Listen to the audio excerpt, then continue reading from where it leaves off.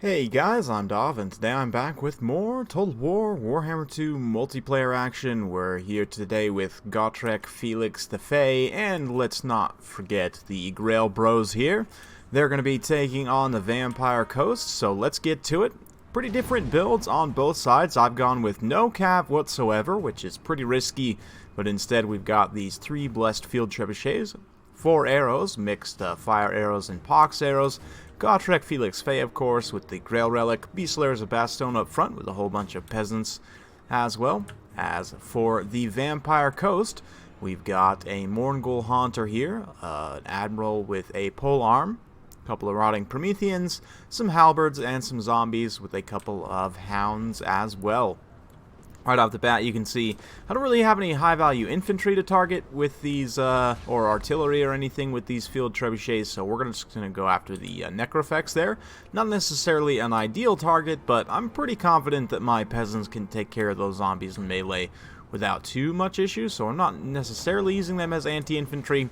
I do a pretty poor job of protecting them as well. This is a pretty expensive unit to be losing to some scurvy dogs here, so a great pick there.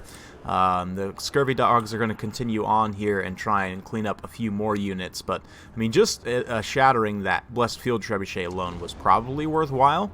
You can see they get back and get into the second one, but at the same time, you know, I do have Gotrek and FAY-LIX still on station, so we should be all good to go still to deal with some of these high value targets. There's really not a lot that these trebuchets can do, so the thinking with the trebuchets here is just to try and contest the artillery game with the coast and try and you know, maybe do some damage to some like artillery crews or some like particular zombie blobs or like zombie range units like zombie handgunners or, you know, black spot, stuff like that.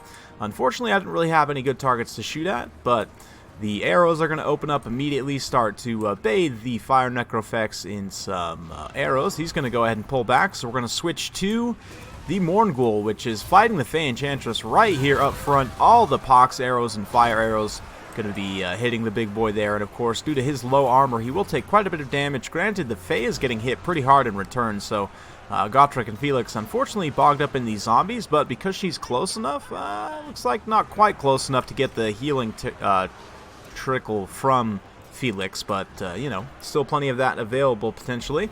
Melee fight has gotten underway all across the line here. You can see peasants fighting zombies. We've got crabs as well.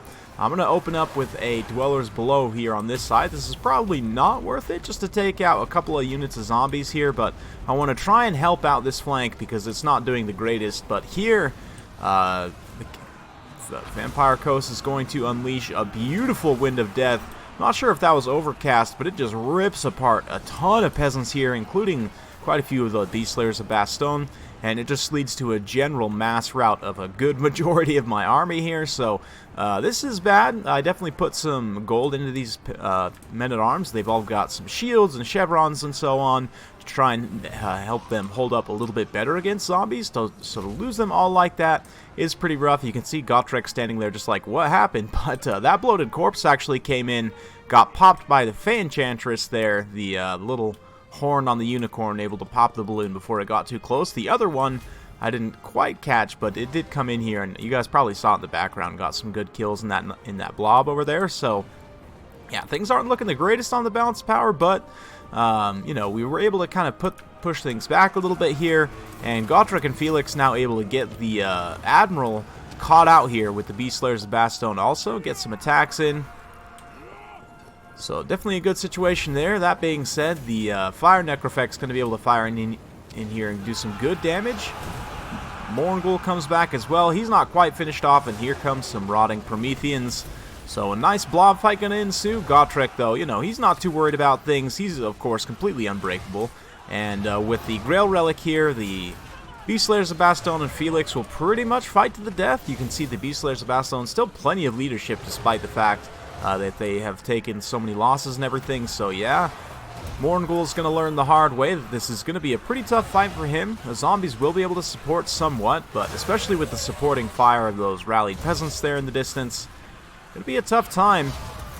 But My opponent here definitely trying to focus the Grail Relic as much as possible, because if he can finish off the Grail Relic, of course, that'll remove the immune to psychology, but unfortunately, the Mourngul does rout, so that's one source of terror gone. I mean, granted, of course, the Gallows Giant could try and come in here and get a big terror rout as well, but oh man, you can see just direct hitting that Grail Relic there, destroying quite a few of the Beast Slayers who were within the vicinity there, but the Grail Relic still hanging on with less than 1,000 HP, and the Gallows Giant is going to have to cut and run here as Gotrek and FAY-LIX are trying to chase it down, so this is a pretty thematic thing to the novel, I would guess, is these two trying to take down this giant flaming beast here.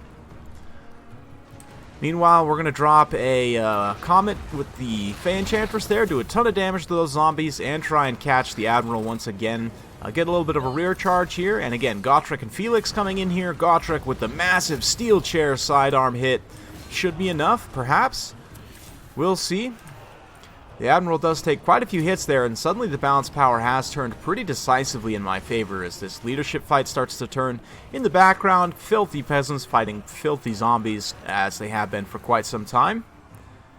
Got a few holding out here as well. You can see the Scurvy Dogs coming back in the distance also. They have done some great work, able to chew up quite a few units here, lots and lots of numbers. They're going to continue to do so against these Peasant Arrows who had been supporting there, but I mean, at this point, my opponent really doesn't have the tools to kill Gotrek and FAY-LIX. The Vampire Coast, it can potentially be tricky because, you know, you would think to try and kill them in melee, but because of your missile tools, I really think you need to try and kill them with missile units. Obviously, my opponent didn't really go with that heavy of a missile build here. He really only had the Gallows Giant in terms of missile units, so yeah, we're going to fast forward a little bit, maybe? Nah, we'll just keep it in close as the peasants kick some zombies in the face. Ooh, nice spear to the face right there as well. Grail Relic continues to hustle. You can see the FAY-LIX coming in as well.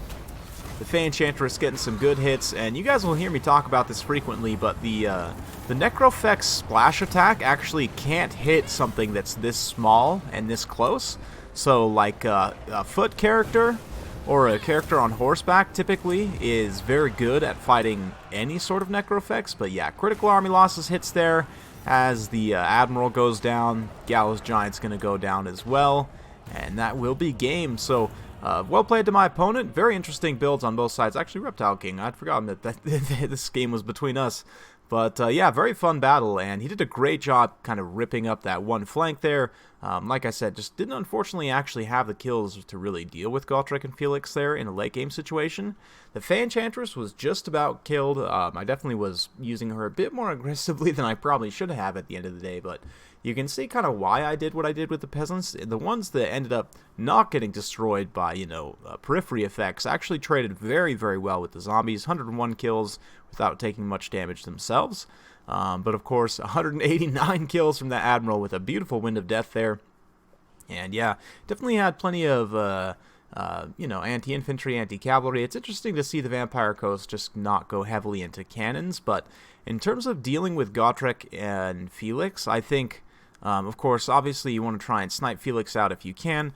To that effect, you guys have been seeing me run this recently. I actually think against Bretonnia, you maybe don't need the Gallows Giant, because the Gallows Giant is specifically to help counter like high-tier infantry, which Bretonnia doesn't really have. So you could potentially change up that composition just a little bit to try and find some funds here. Personally, I would say, I mean, the Polearm Admiral is good because he's a little bit tankier against Lewin, right? But if you take the pistol, then you also have tools for shooting at, specifically at Gotrek and FAY-LIX, because she doesn't have to go in melee to fight them. I mean, she is pretty expensive, but you guys will see me run this kind of gun hero triangle in a lot of situations, and I do think that against Bretonnia, this could be a good counter for Gotrek and FAY-LIX as well, especially in a late game, because you have the speed to kind of outmaneuver them.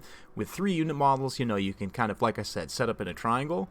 When they move to attack one, you just fire in with the other 2, and then kite away and kind of rinse repeat in that way. But yeah, as for the rest, of course, Bloated Corpse is always fun. It's always a good idea to have some Scurvy Dogs against pretty much any faction, in my opinion. So that's good. Of course, we're going to want probably plenty of polearms, maybe something like this. we are lacking any source of terrors, so I might come in here and say, like, grab a regular Necrofex. And maybe we could get, like, one more bloated corpse. We are a little bit, you know, heavy on the numbers of units we have here. We're not going to be able to summon too much if we go too many more, so maybe we'll come in here, cut one of those, grab the black spot, just to have some more anti-large, you know, kind of anti-cav tools. Something like this I think might be a little bit more straightforward. If you're worried about Gotrek and FAY-LIX, you can kind of, again, kite around with these guys and try and win in that way. Of course, I don't actually have Wind of Death in this build, so you could always, you know, come in here, cut a few things, try and change some things around to actually afford to bring that. But, yeah, definitely a very fun battle. Hopefully you guys enjoyed watching that one. If you do like this sort of content, be sure to like, subscribe, hit that bell notification button, so every time I upload a new video, you'll be notified. Thanks again for watching, and we'll see you next time.